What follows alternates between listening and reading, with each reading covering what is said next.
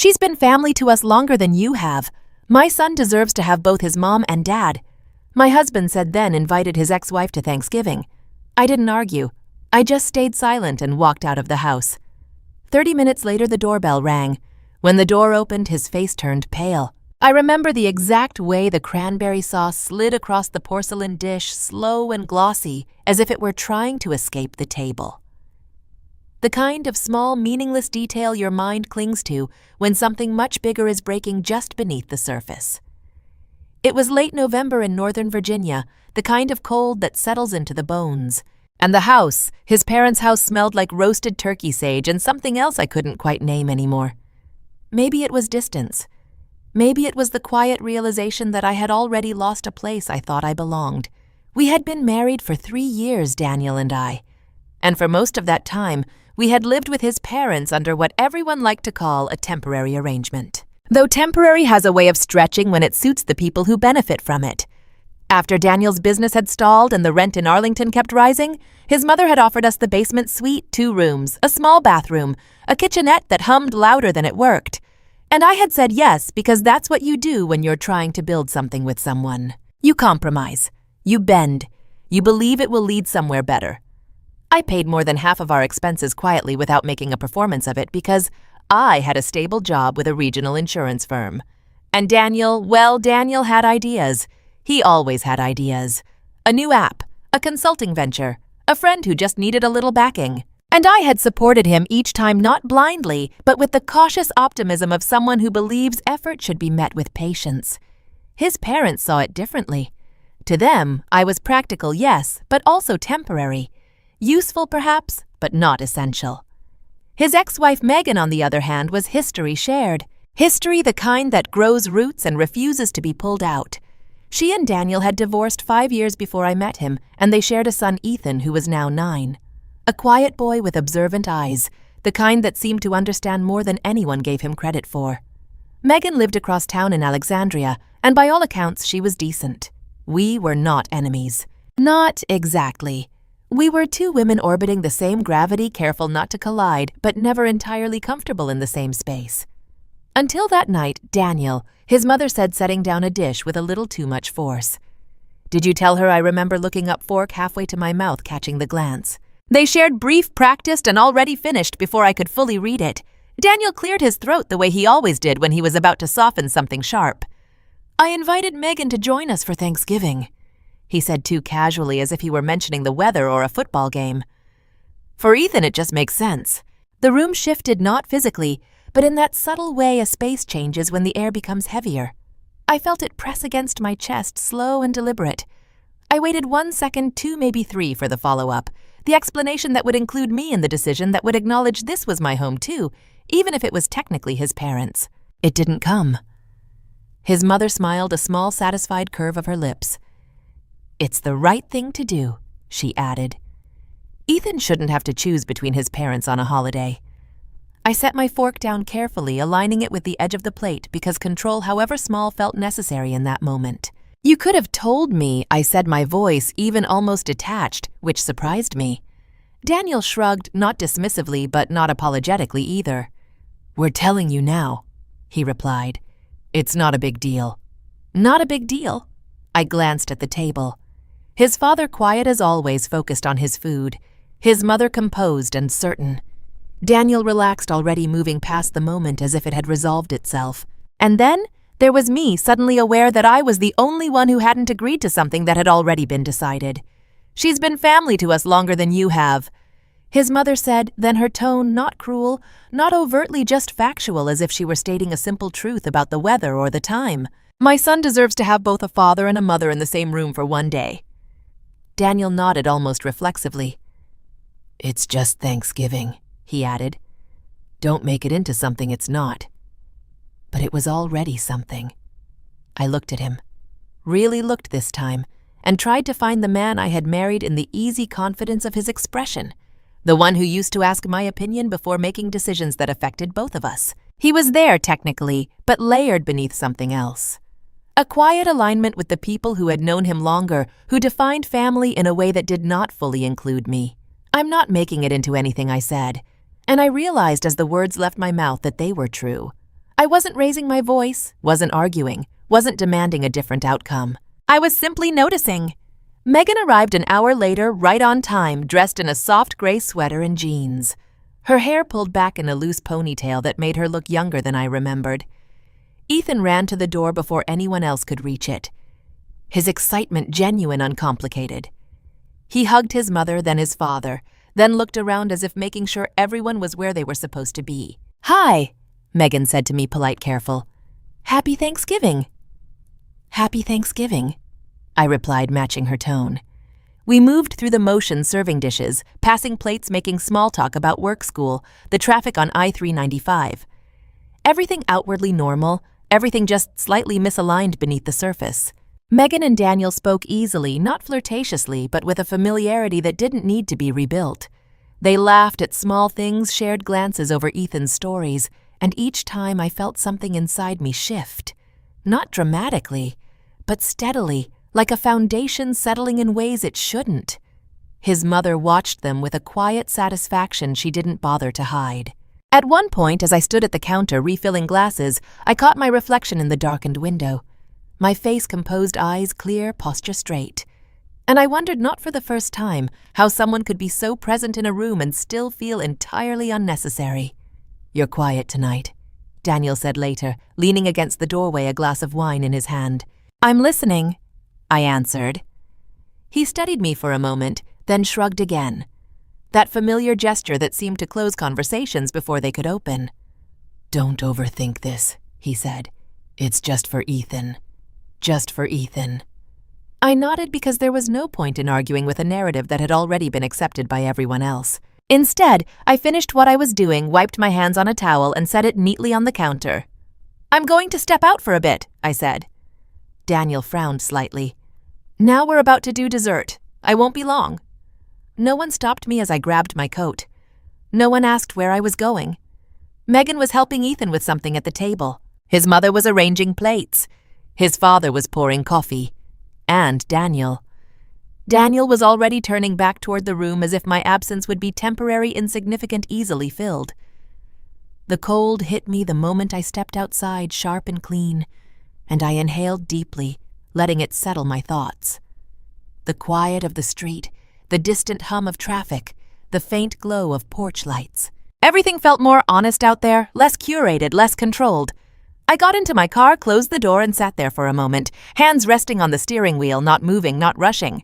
Because this wasn't impulsive, wasn't emotional in the way they would later assume.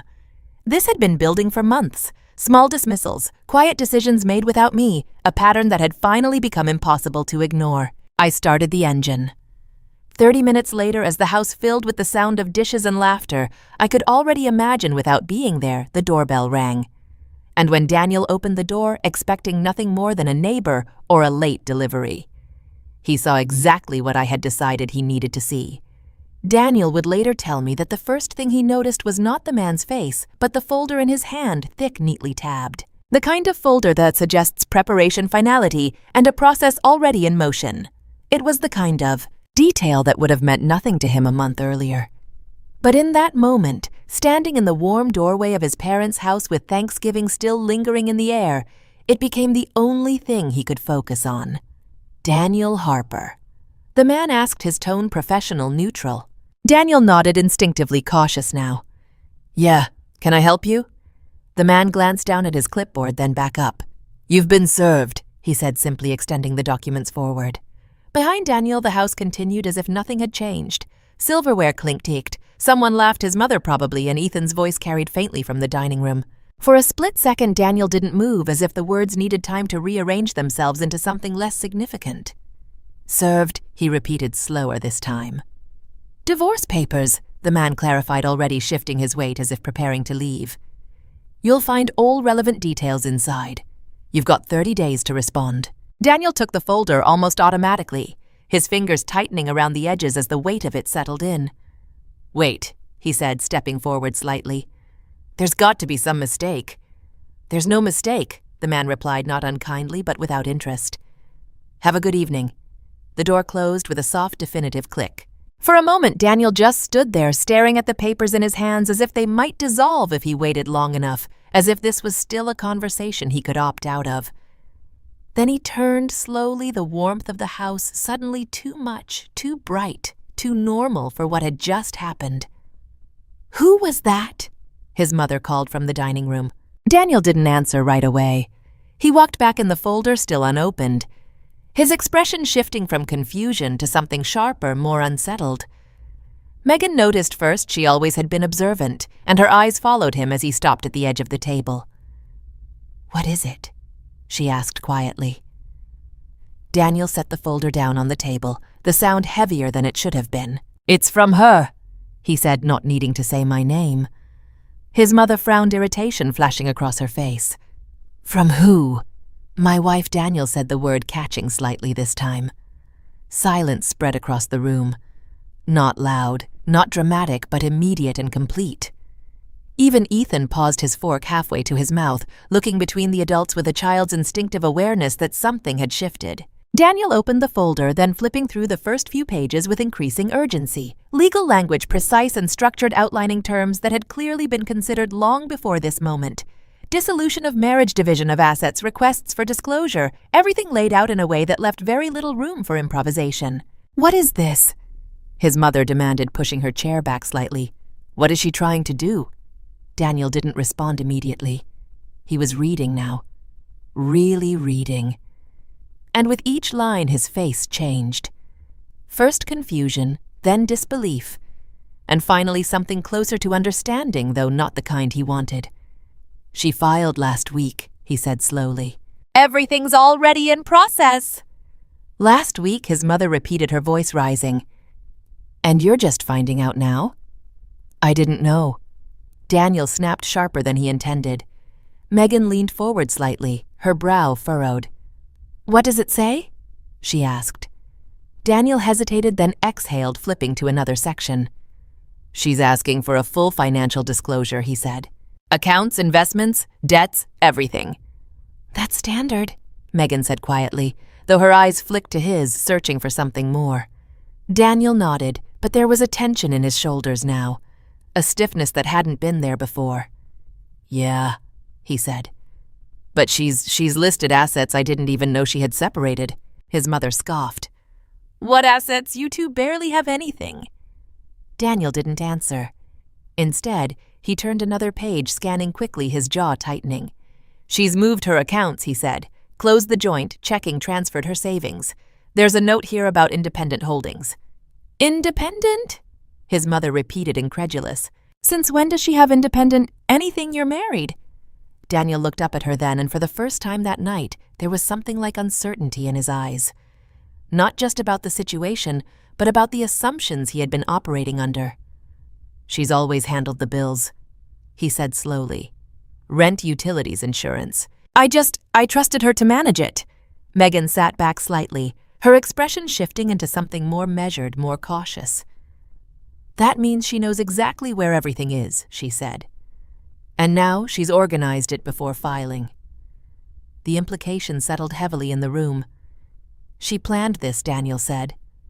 The realization landing fully now. His mother shook her head, dismissive, almost offended. "Planned what? Leaving over? What a holiday dinner." "Don't be ridiculous. She's overreacting, that's all." Daniel didn't argue, but he didn't agree either. He was still flipping through the document, slower now, more deliberate, as if each page might reveal something he had missed. "She's not asking for the house," he said after a moment. His mother straightened slightly, as if bracing. "Of course she isn't. It's not hers to ask for. She's not asking for anything from you," Daniel clarified. "This is just between us." "Good," his mother said quickly. "Then it's simple. You'll talk to her. Explain that this is all a misunderstanding and she'll withdraw it." Daniel didn't respond. Instead, he turned to the final page where my signature sat, clear, steady, unmistakable. Beneath it, the date last week. While he had been working on his latest idea, while we had been sharing meals conversations routines that now felt strangely rehearsed, I had already taken the first legal step toward leaving. She didn't even tell me, he said quietly, more to himself than anyone else. Megan watched him for a moment, then spoke carefully. "Maybe she felt like she couldn't," she said. His mother scoffed again. "Oh, please, she's being dramatic. You invite your ex-wife over for the sake of your child, and suddenly she's filing for divorce. That's not reasonable." Daniel closed the folder the sound final controlled. "It's not just tonight," he said, his voice lower now. "It's everything that earned him a sharp look from his mother. Everything she repeated. What exactly has she been lacking Daniel? A roof over her head, a family that welcomes her. What more does she expect?" Daniel opened his mouth, then closed it again, because the answer, now that he was forced to consider it, wasn't as simple as his mother wanted it to be. Megan stood then, moving toward the sink with quiet efficiency, giving the moment space without leaving it entirely. Ethan had gone back to his plate, though his movements were slower, more cautious now. "Are you going to call her, Megan?" asked over her shoulder. Daniel looked down at his phone, still resting on the table, untouched since he'd come back inside. He picked it up. The screen lit up immediately. No missed calls, no messages, nothing that suggested urgency from my side. That more than anything unsettled him.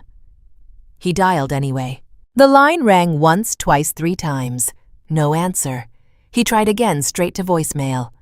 Daniel lowered the phone slowly, the silence on the other end louder than any argument we had ever had. "She's not picking up," he said. His mother waved a dismissive hand.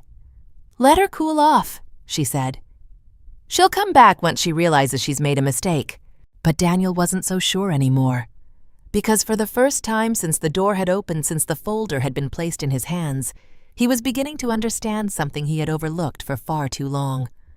I hadn't reacted. I hadn't argued. I hadn't even stayed. I had simply acted. And that made all the difference. I did not answer Daniel's calls that night or the next morning or the day after. Not out of spite, not to punish him with silence, but because I had already said everything that mattered in the only language he had ever taken seriously: action.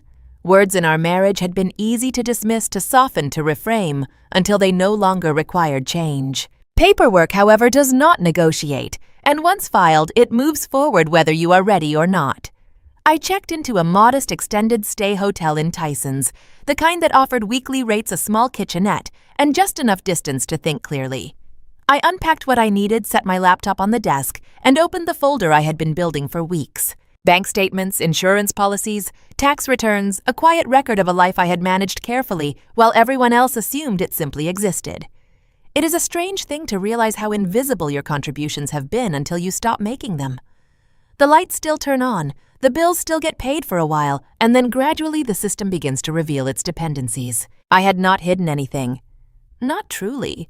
I had simply organized it, separated what was mine, closed what was shared, and ensured that when I stepped away, I would not take more than my portion, but I would not leave behind what I had built either.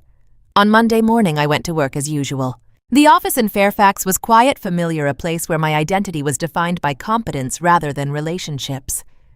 My colleague Karen noticed the change immediately. She always did, but she did not press. Only placed a cup of coffee on my desk and said, "You look like you've made a decision," in that gentle, knowing way of hers. "I have," I replied. "Then whatever comes next," she said, "you'll handle it." I nodded, because that at least was something I could control. Daniel's messages grew more frequent as the day went on. First confusion, then concern, then a sharper edge of urgency. He asked where I was, why I hadn't said anything, what this was all about, and finally if we could talk. I read each one carefully, not rushing, not reacting, and then at the end of the day, I replied with a single line. "We can speak through our attorneys for now." It was not cruel. It was not dramatic. It was simply appropriate. By the time I returned to the hotel that evening, my phone was quiet again. Back at his parents' house, the quiet had taken on a different quality. Daniel had spent the morning going through the documents again, slower this time, tracing each line, each clause, as if repetition might reveal an error he had missed. There were none. The filing was clean, thorough, and unmistakably deliberate. He had called 2 attorneys already, one recommended by a friend, another found through a quick search, and both had said the same thing in slightly different ways. "She's prepared." The first had told him, "You need to be too prepared." The word lingered. "What do you mean, prepared?" His mother had asked when he relayed the conversation. Her tone defensive, almost offended on his behalf. "She's a receptionist at an insurance office. What could she possibly prepare? She's not a receptionist." Daniel corrected automatically, though he realized as he said it that he had never fully explained my role to his parents. It had been easier to let them assume something simpler, less consequential. She manages accounts, he added. Corporate clients' policies worth millions. His mother waved a hand dismissively. That's just paperwork. Daniel did not argue this time. He simply went back to the folder. The second attorney had been more direct. You've got a joint checking account, he had asked. We did, Daniel replied. She closed it. Of course she did. The attorney said any joint savings number credit cards one shared, she paid it off last week. There had been a pause on the other end of the line, the kind that signals a recalculation. Then, here's the reality. The attorney said she's limited her exposure, secured her assets, and filed first. That doesn't mean you're in trouble, but it does mean you're behind. Behind. Daniel sat at the kitchen table, now the same place we had shared countless ordinary moments, and tried to map out a version of our life that made sense in light of what he was discovering. The problem was the version he had been living in did not match the one documented in the papers before him. She moved her direct deposit, he said to his mother, who was pacing slightly now, restless, unsettled. Last pay cycle. How would she even do that without you knowing? She demanded. Daniel looked up at her, something like realization settling in his expression. Because it was never my account, he said it was hers. I was just using it. The words landed harder than he expected. Megan, who had stayed longer than planned mostly for Ethan's sake, watched the exchange with quiet attention. She had always been practical, grounded in ways that Daniel had once appreciated and later resented. And now that steadiness returned. You should listen to your lawyer, she said. And maybe try to understand why she did this before you decide how to respond. His mother turned sharply. Oh, so now you're taking her side. I'm not taking sides, Megan replied calmly. I'm pointing out that people don't usually file for divorce like this unless they've been thinking about it for a long time. Daniel exhaled slowly, rubbing a hand over his face. She didn't say anything, he muttered. Megan's gaze softened just slightly. Are you sure? She asked. The question lingered because as Daniel thought back not just to Thanksgiving but to the weeks before it, he began to notice things he had overlooked. Small comments, questions about bills, a request to review their expenses that he had brushed off a moment when she had stood in the doorway as if waiting for him to ask something he never did. She tried, he said quietly, the realization not dramatic but steady. His mother shook her head, unwilling to shift her position. Even if she did this, is still an overreaction, she insisted. You invite your ex-wife over one time and she files for divorce. That's not reasonable. It wasn't one time, Daniel said more firmly now. It was a pattern. The word felt foreign in his mouth, but accurate. Megan nodded slightly as if that confirmed something she had already suspected. What are you going to do? She asked. Daniel looked down at the folder again, at the clean lines of text, the signature at the bottom of the final page, and for the first time since the door had opened, since the papers had been placed in his hands, he understood that this was not a situation he could talk his way out of. I'm going to respond, he said properly. And her, his mother pressed. You're just going to let her walk away like this. Daniel hesitated because the truth was, I had not simply walked away. I had stepped out of a system I had been holding together. And now, without that support, the structure was beginning to shift in ways none of them had anticipated. She's already gone, he said quietly. And for the first time, the weight of that statement settled fully in the room. Not anger, not panic, something else. Understanding. The first week after I left, nothing dramatic happened, and that more than anything unsettled Daniel, because he had expected noise confrontation, some emotional fallout he could respond to, negotiate with, contain. Instead, what he got was silence, and a slow unraveling that didn't announce itself until it was already underway.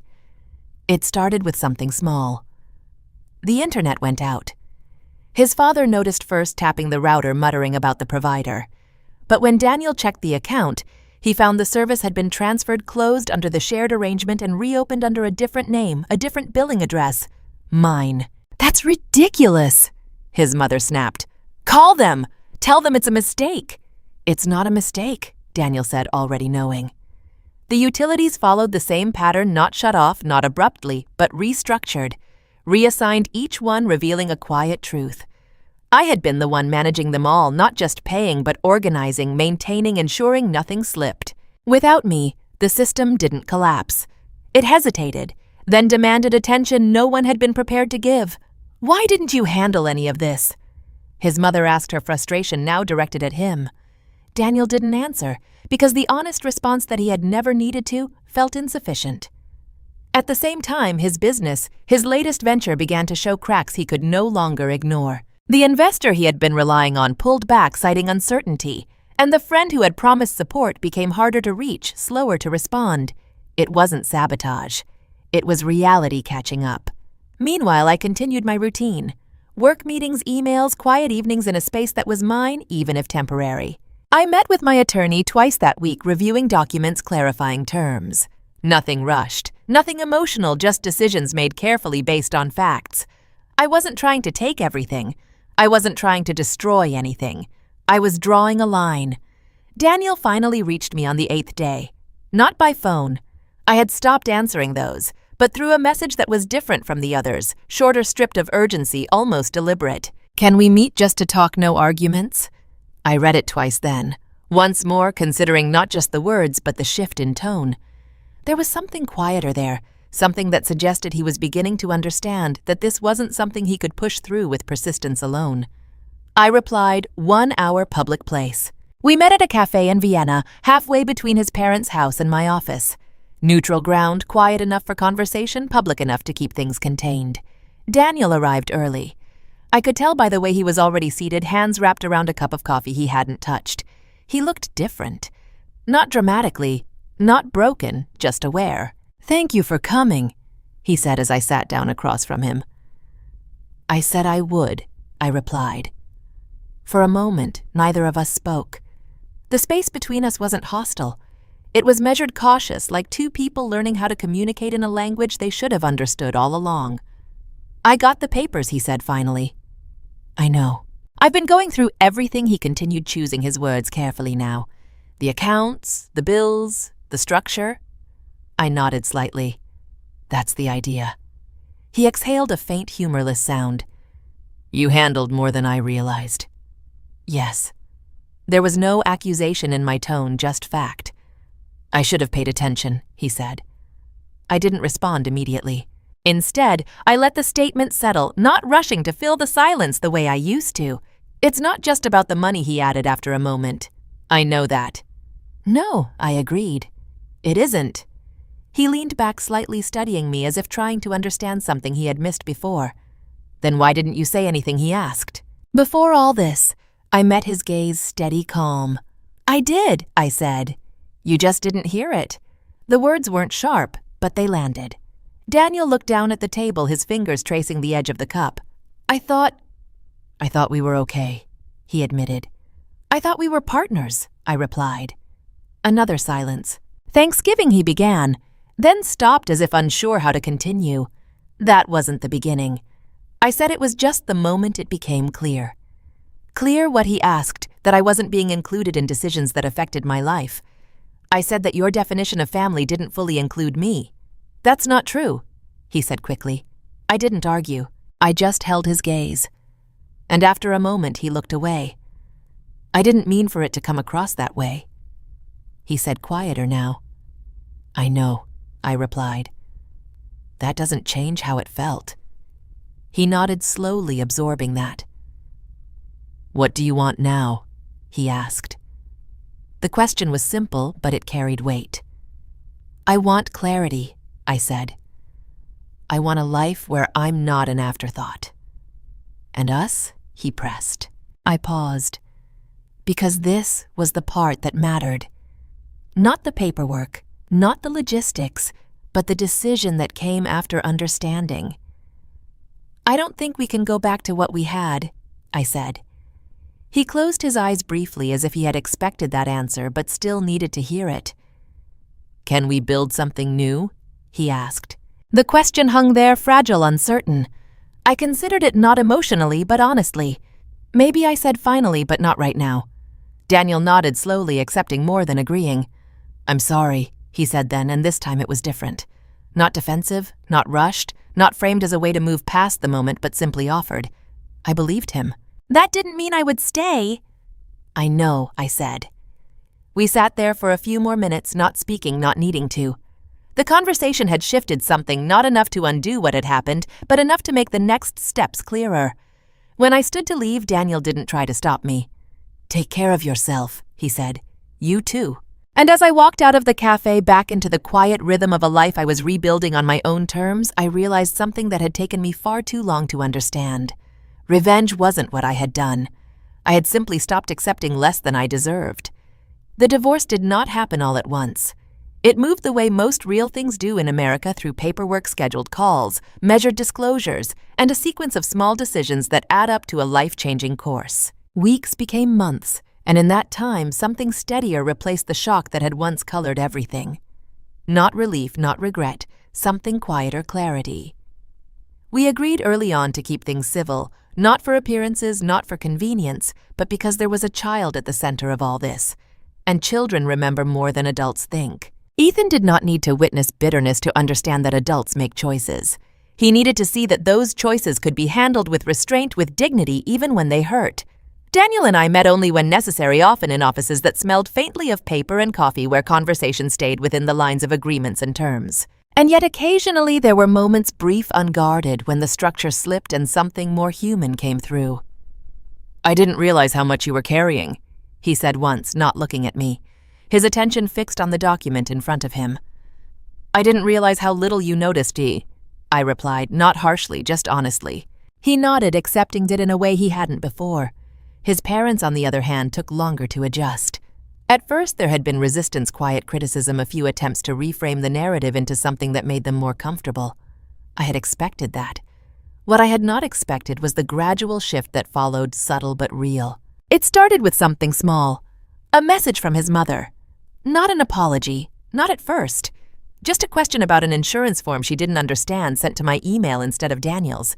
I stared at it for a moment, recognizing the significance not in the content, but in the act itself.